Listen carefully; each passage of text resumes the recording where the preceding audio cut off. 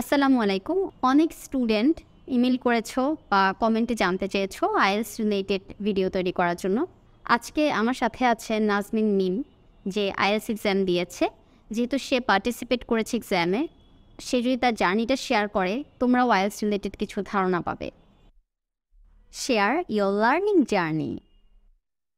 মিম, আইএলটিএসের 4টা module: speaking, reading, writing, listening. লিসেনিংয়ে তুমি 8 পেয়েছো। প্রথমে আমি জানতে চাচ্ছি, লিসেনিং মডিউলে যেহেতু তুমি 8 পেয়েছো, তোমার কাছে মনে হয়েছে কোন টেকনিকগুলো ফলো করা উচিত 8 বা 9 পাওয়ার জন্য, এবং আরও কোন টেকনিকগুলো ফলো করলে তুমি আরও ইমপ্রুভ করতে? ইদানিংকালে আমরা অনেকেই হলিউড মুভি বা গান এরকম আমরা অনেকেই শুনে থাকি।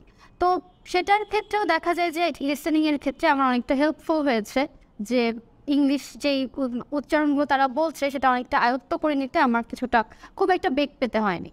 মানে ওই ওয়ার্ডগুলো তোমার চেনা ছিল। হ্যাঁ, অনেকটুকুই চেনা ছিল। মানে আমি অনেকটুকুই আর কি, ওরা যেই টোনটাতে কথা বলে, যেই ভঙ্গিতে ওরা কথাবার্তা বলছে, সেটা আমার কিছুটা বুঝে নিতে আমার সুবিধা হয়েছে। তবে আরেকটা আমি বলবো যে অবশ্যই প্র্যাকটিসটা তো করতেই হবে। আমরা যে কেমব্রিজের বইগুলো আমি কিন্তু খুব একটা একদম কোনো কোচিং ক্লাস কিছু পড়িনি। আসলে আমি নিজেই বাসায় দিন একটা প্র্যাকটিস করেছি। তো ওই যে বই ধরে ধরে প্র্যাকটিসটা করা, এটা আমাকে খুব হেল্প করেছে। প্র্যাকটিসে দেখা গিয়েছে যে আপনি যে সবসময় একদম 37-38 এরকম করেই পাবেন, 40-এ, এমন কিন্তু না।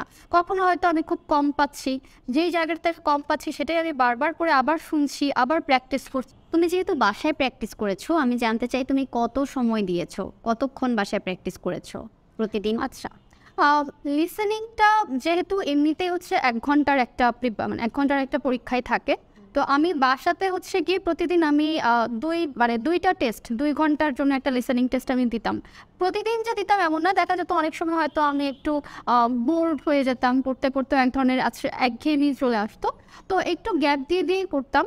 কিন্তু আমি যেহেতু সেটার সাথে সাথে আমি কিন্তু প্রতিদিন ইংলিশ নিউজগুলো, ইংলিশে আল জাজিরা বা বিবিসি এই ধরনের নিউজগুলো, সেই সাথে টেড টক, এটা আমাকে খুব হেল্প করেছে। টেড টক, তারপরে আরও বিভিন্ন মুভিজ, গান, এগুলো একদম যখন সব কিছুতে খুব বিরত চলে আসতো, তখন দেখা যেত একটু গান শুনতাম ইংলিশ।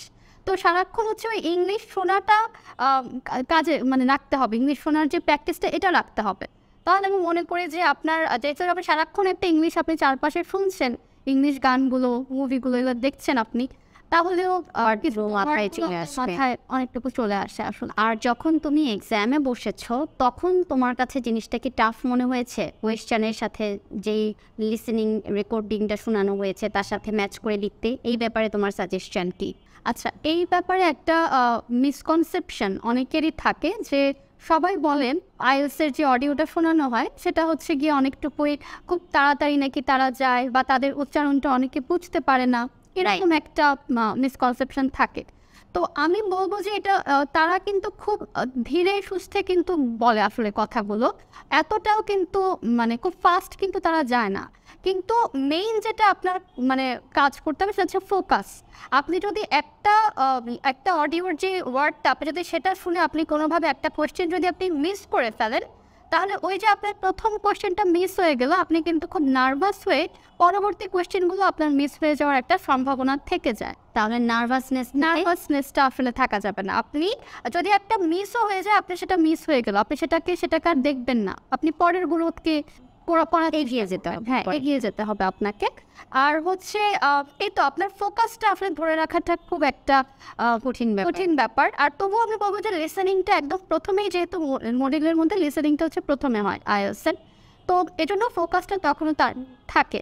তারপরে মানুষজন ধরে রাখতে পারে, এবং সারা পুরো 1 ঘন্টা আপনাকে একদম কানে হেডফোনটা ধরে রেখে আপনাকে শুনতে হচ্ছে।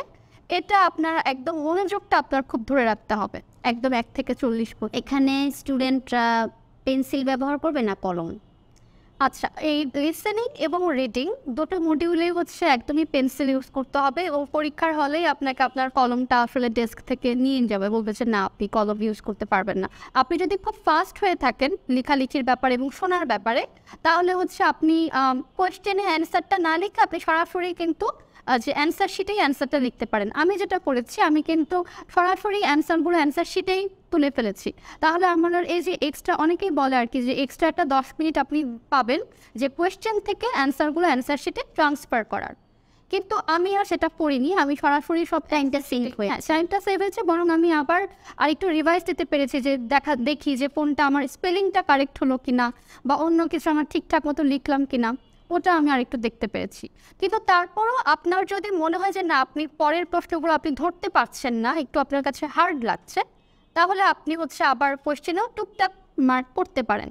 কিন্তু আমি বলবো যে অ্যান্সার শিটে আসলে সরাসরি লিখে ফেলাটা অনেক বেটার।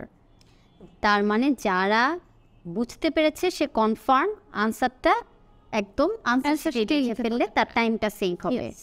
কোয়েশ্চেনটা কিন্তু আপনার একভাবে, মানে আপনাকে যখন লিসেনিং অডিওতে কথাটা শোনাচ্ছে ঠিক সেরকমভাবেই কিন্তু আপনার কোয়েশ্চেনটা সাজানো থাকছে না। কারণ কোয়েশ্চেনে হয়তো আপনাকে একটা কিছু বলছে, আপনাকে হয়তো বলছে হি ডাজ দ্যাট, এরকম কিছু একটা কথা অডিওতে বলছে, কিন্তু কোয়েশ্চেনে হয়তো আপনার লেখা আছে যে it is done by him. ওকে, তার মানে আপনাকে গ্রামার ভয়েসটা জানতে হবে। ইয়েস, অবভিয়াসলি আপনাকে ভয়েস জানতে হবে। সেক্ষেত্রে আপনাকে গিয়ে টেন্সটা অবশ্যই জানতে হবে। হয়তো কখনো আপনাকে পাস্টের কথাটা বলছে, বাট সেই পাস্টের কথাটাই আপনাকে ঘুরিয়ে আরেকভাবে বলা আছে কোয়েশ্চেনের।